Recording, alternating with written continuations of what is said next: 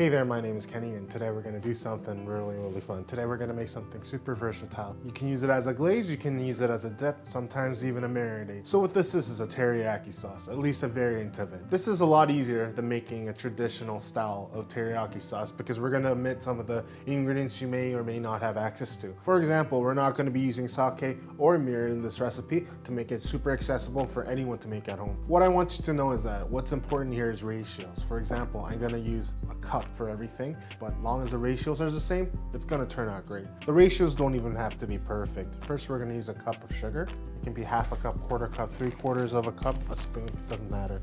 And a cup of soy, and 4 cups of water. And we're gonna grab ourselves some ginger and slice it up.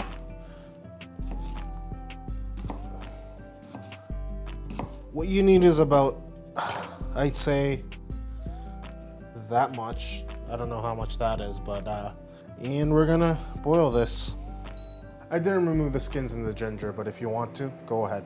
If you don't want things to boil over, use a splatter screen and then just let it boil. So when it starts to come to a boil, leave it on for a few minutes. You want it to reduce a little bit, but not too much. Give it a minute or two, and then you're gonna turn off the heat. So all you want is that ginger to infuse its flavor throughout the sauce. The sauce seems done, so I'll give it a little taste.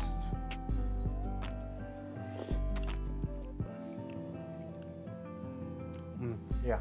So this is a base for the teriyaki sauce, and I did say that this is very versatile and it can be included in a marinade. So just cool it down before you add it to any meats. This also makes for wonderful tempura dipping sauce if you fancy that at home.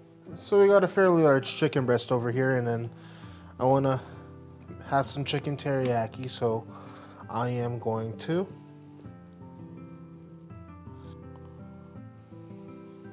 we're gonna pan fry our chicken. I'm gonna use a little bit of olive oil to get that going. And then we're gonna cook our chicken. We're gonna cook it on medium because it's a thick piece of chicken. So while that's cooking, let's prep some veggies. We'll use a little bit of bell pepper and a little broccoli crowns and a little bit of zucchini. Turn the chicken over. Broccoli, you just want it to be manageable. You don't want huge florets, unless you like them, which some people do. That's fine. Peppers, we can slice them, or you can cut it into random shapes. Doesn't really matter. I like zucchini, so they'll get some extra love. The chicken looks like they're about done. We're gonna get the thickest piece and slice it down the middle. You can tell it's a slightly undercooked, so they'll be sitting here for a little longer. You don't want to eat raw chicken? Neither do I. We'll let that cook for a minute or two and flip it over, and we'll go from there. When you're frying food, it's always advisable to wear, long sleeves. You don't have to be short sleeves like this because it splatters all the time, and if you are a little sensitive to that, that's okay too.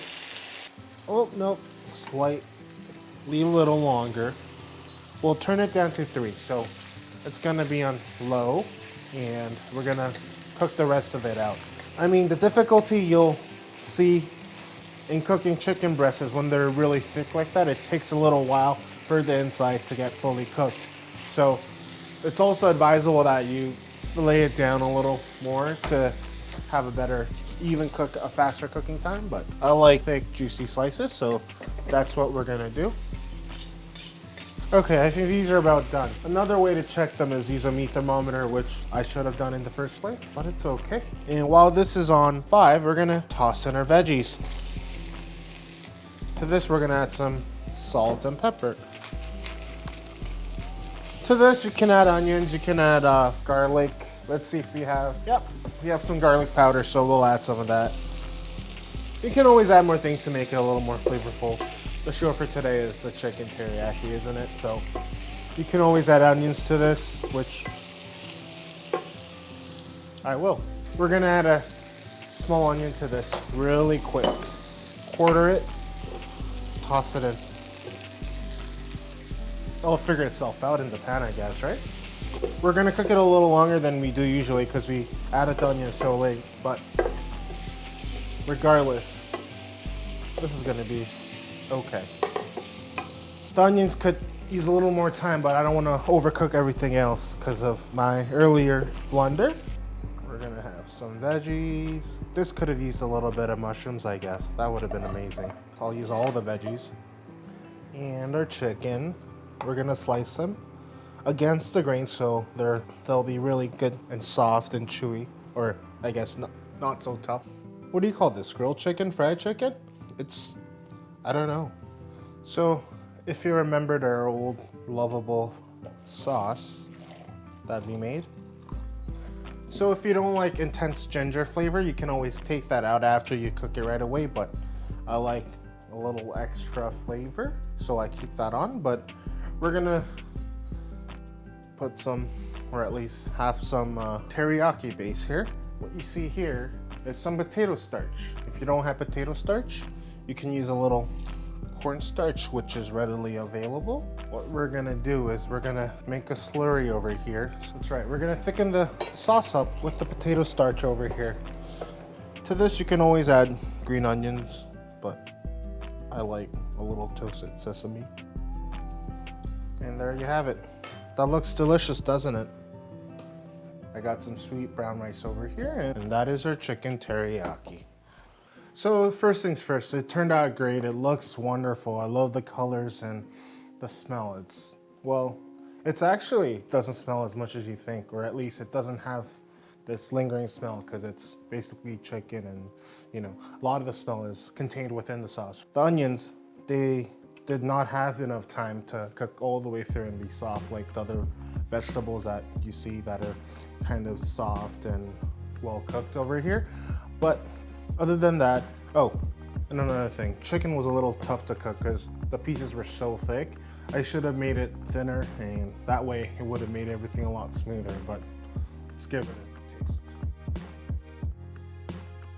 Yeah, that's pretty good. This teriyaki glaze that we made, it's so much simpler than any other thing you can find online. They use cooking wines in it, mirin, they use sake in it, which I love, by the way. But do you really need it? Because this is so simple and it's delicious. Onions, they're not bad. It still retains a little bit of the bite because it hasn't been cooked that long, which I don't mind at all. It is a little strong because it's not fully cooked through, but oh yeah, it's a bit strong. Broccoli.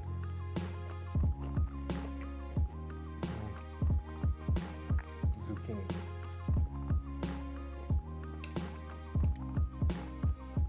And the bell pepper.